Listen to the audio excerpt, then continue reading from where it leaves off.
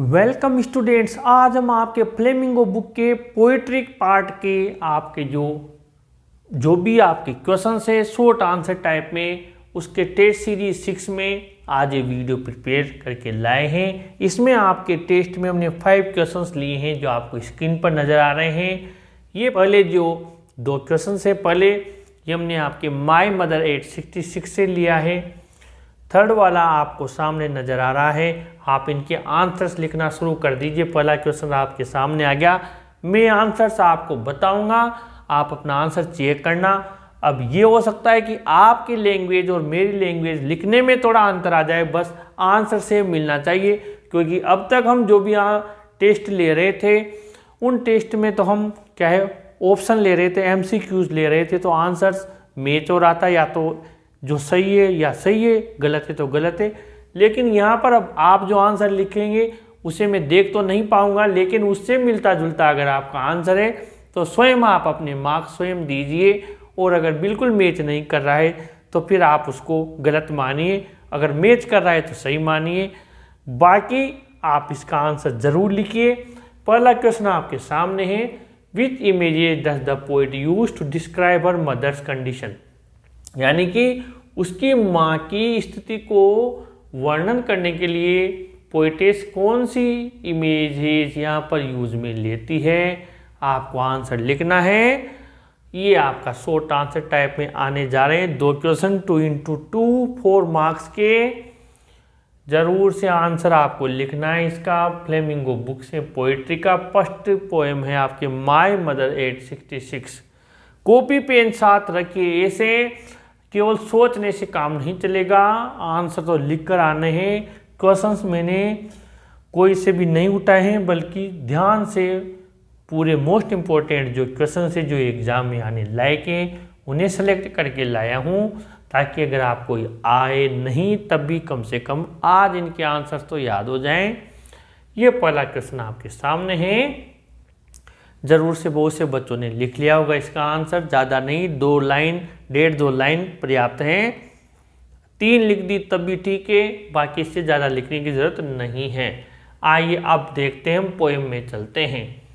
कवित्री ने, पोएटेस ने माँ के कंडीशन के लिए 2 इमेज यूज में ली है। आइए देखते हैं आंसर कैसे लिखते हैं। जिनको बच्चों को ध्यान में आ गया लेकिन आंसर लिखना नहीं आता, वो भी समझिए कि आंसर अगर आपको आगे वो 2 इमेज पर लिखना नहीं आ रहा, वो भी समझिए कैसे लिख कर आओगे। ये देखिए, तो हम क्या करेंगे, यहाँ से लेंगे, ये तो which image does the poet, answer कहाँ से लेंगे, यहाँ से उठाएंगे द पोएटेस। ध्यान से समझिए इस चीज़ को, क्योंकि आंसर कई बार हमें आंसर याद होता है तब भी गलत लिख देते हैं। द पोएटेस डज उड़ाएंगे तो यूज में एस लगा देंगे, द पोएट यूजेज, है ना, ऐसे लिख सकते हैं। अब कई सारी इमेजेज काम में लेती है, भिन्न भिन्न इमेजेज काम में लेती है, तो द पोएटेस यूजेज डिफरेंट, अलग अलग, डिफरेंट लिख सकते हो आप, डिफरेंट इमेजेज, अलग अलग इमेजेज काम में लेती है।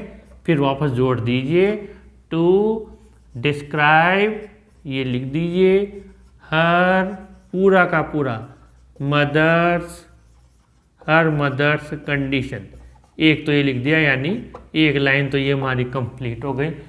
कवित्री अलग अलग इमेजेस काम में लेती है उसकी माँ की कंडीशन को बताने के लिए। सी, अब आपको पता होगा सबसे पहले वो तुलना करती है किससे, कोप से, यानी मृत शरीर से। सी कंपेयर्स, वो वाला आंसर चल जाएगा इसमें। She compares her mother's face, वो उसकी माँ के चेहरे को, पता है ना, ashen like that of a cops.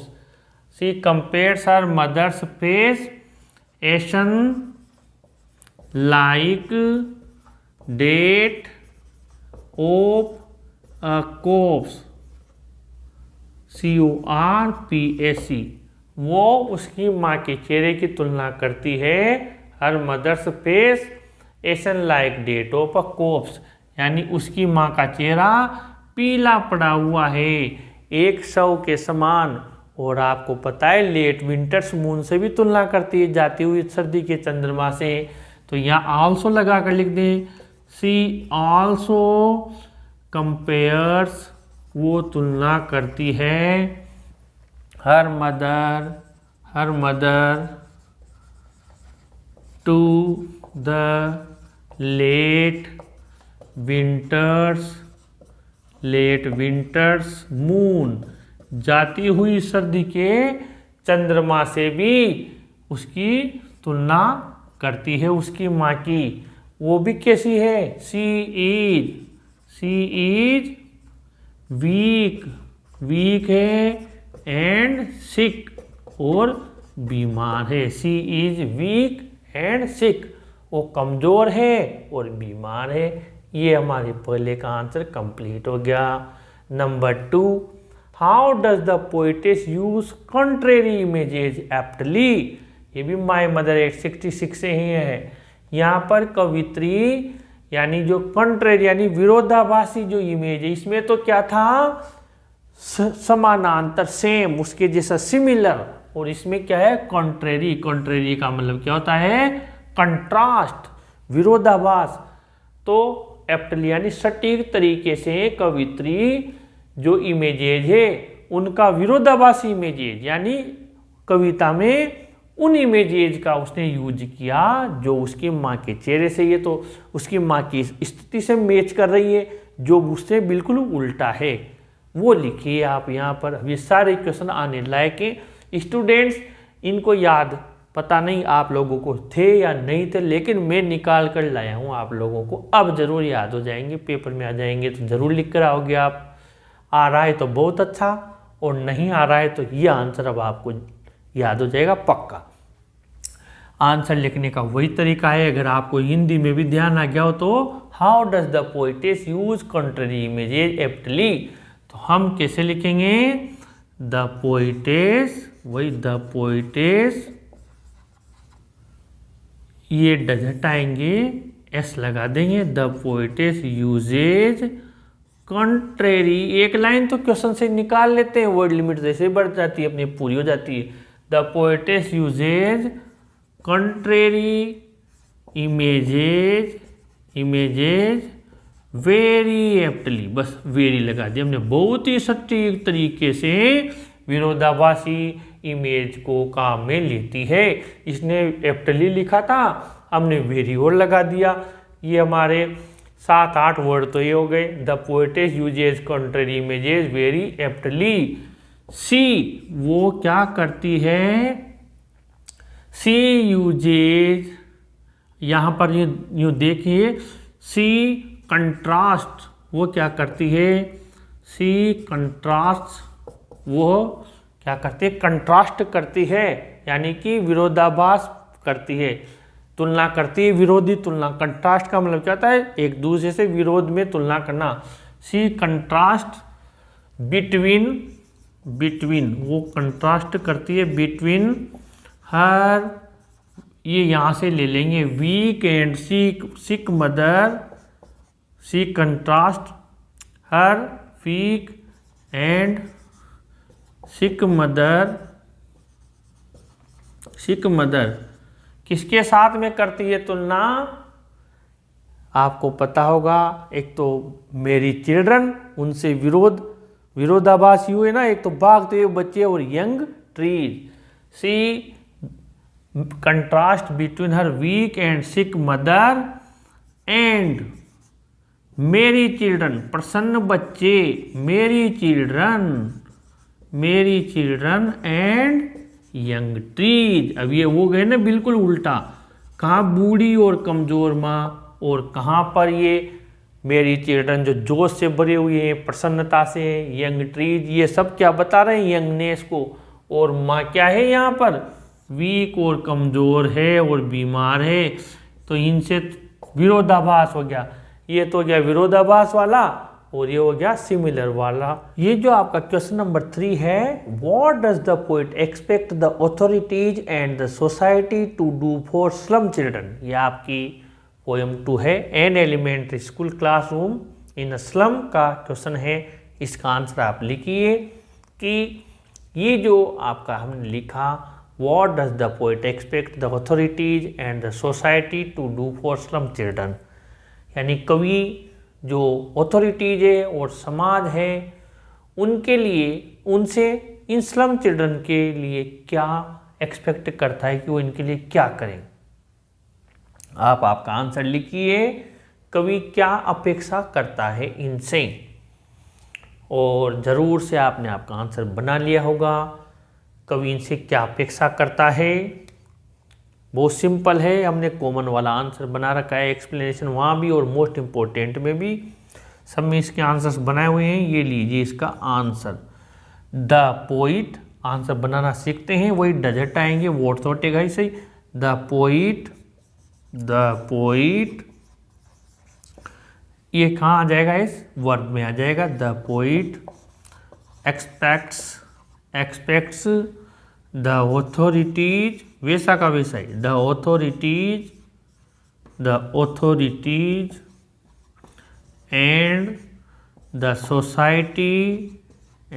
Society up to, यहाँ तक। अब क्या करने का अपेक्षा करता है, इस डू की जगह हम क्या करेंगे, वो आंसर लिख देंगे।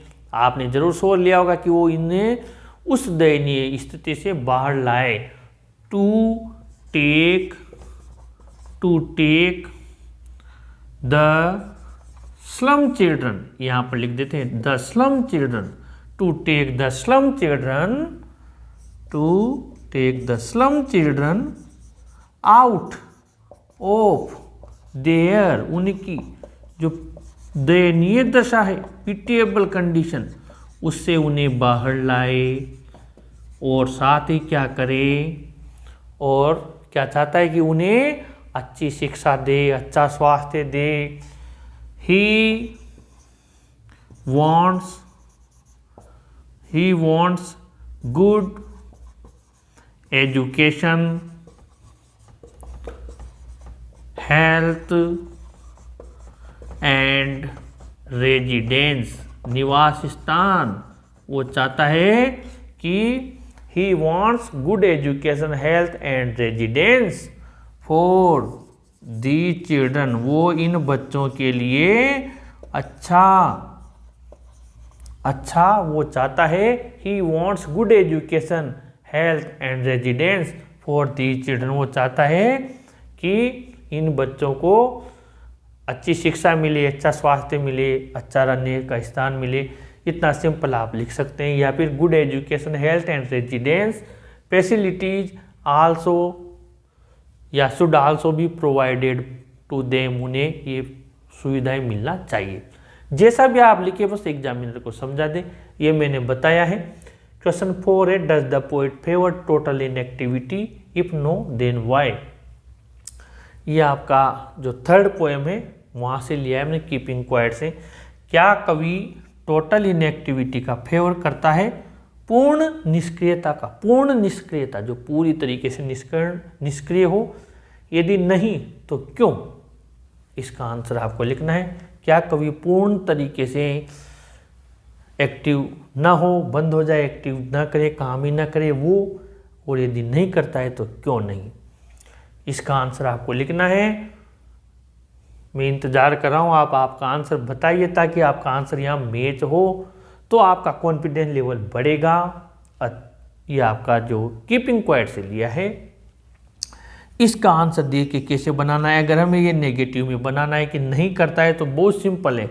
देखिए द पोइट, यहाँ पर हमने लिखा the poet does not, simple does not, ये डज को इधर ले लिया, द पोइट के बाद यहाँ ले लिया। The poet does not favour, ये देखिए the poet does not favour total inactivity, total inactivity, कवि टोटल इनएक्टिविटी का फेवर नहीं करता है।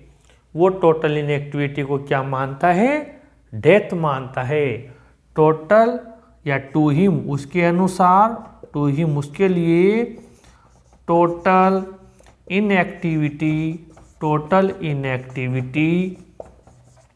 Is like, total inactivity is like death, उसके लिए पूर्ण निष्क्रियता मृत्यु के समान है। वो तो क्या चाहता है, छोटा सा ठहराव। ही ओनली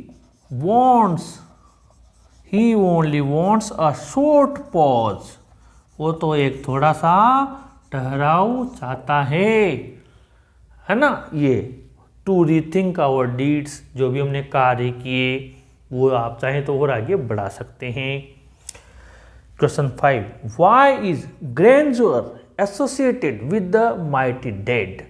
महान मृत वीरों के साथ वैभव क्यों जुड़ा होता है। ये आपका क्वेश्चन नंबर 5 हमने लिया है।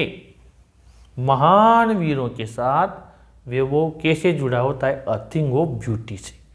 आपकी poem number 4, a thing of beauty से। जरूर से आंसर लिखिए।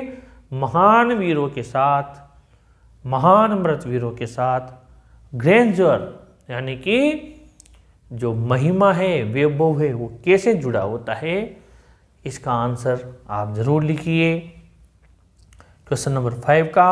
और ये रहा इसका आंसर। ये देखिए वही आंसर लिखने का तरीका। The grandeur, GRANDEUR, the grandeur is, अब वह हटा देंगे बिकॉज से बनाएंगे साइड के लिए, यहाँ ले लिया। द ग्रैंडर इज, यहाँ पर हमने लिखा एसोसिएटेड विद द, क्वेश्चन ही ले रहे हैं हर में, देखिए आप हर एक क्वेश्चन में आंसर में हम क्वेश्चन ले रहे हैं। With the mighty dead, with the mighty dead. अब वाई वाला है ना तो बिकॉज से बनाएंगे। Because they did noble deeds, उन्होंने बहुत ही अच्छे कार्य किए, noble deeds, and great works, और महान कार्य किए। उन्होंने बहुत महान कार्य किए। पीपल रिमेंबर देम, लोग उन्हें याद करते हैं। People remember them for it, लोग उन्हें याद करते हैं। दे ऑलवेज इंस्पायर अस, वे हमेशा हमें प्रेरित करते हैं। बहुत सिंपल है। दे ऑलवेज इंस्पायर, हमें प्रेरणा देते हैं। इस प्रकार ये आपका क्वेश्चन नंबर 5 का आंसर कंप्लीट हुआ। अब आंसर क्योंकि हम रटा हुआ बनाते नहीं हैं, मन से लिखकर बनाते हैं, तो थोड़ा बहुत चेंज हो जाता है। अगर आपने मेरे पहले वाले वीडियोज के आंसर याद किए हुए हैं तो वो भी बहुत अच्छे हैं। हर बार जब हम मन से लिखते हैं तो चेंज हो जाता है, बाकी आंसर तो वही रहता है। लिखने का तरीका और वर्ड्स चेंज हो जाते हैं, इसकी आप चिंता न करें। ये 5 क्वेश्चंस अगर याद भी नहीं थे तो प्लीज़ आज इन्हें याद कर लीजिए। अगली टेस्ट सीरीज में आप लोगों की प्रैक्टिस के लिए इसी तरीके के मोस्ट इम्पोर्टेंट क्वेश्चंस लेकर आएंगे। वीडियो को ज़रूर लाइक कीजिए, ज़रूर शेयर कीजिए और अपने चैनल को भी ज़रूर सब्सक्राइब कीजिए स्टूडेंट्स। Thank you.